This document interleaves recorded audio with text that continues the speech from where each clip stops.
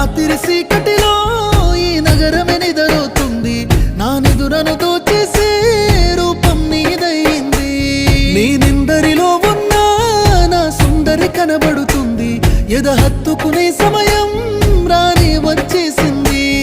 7 అడుగుల జీవితము ఎద పలికే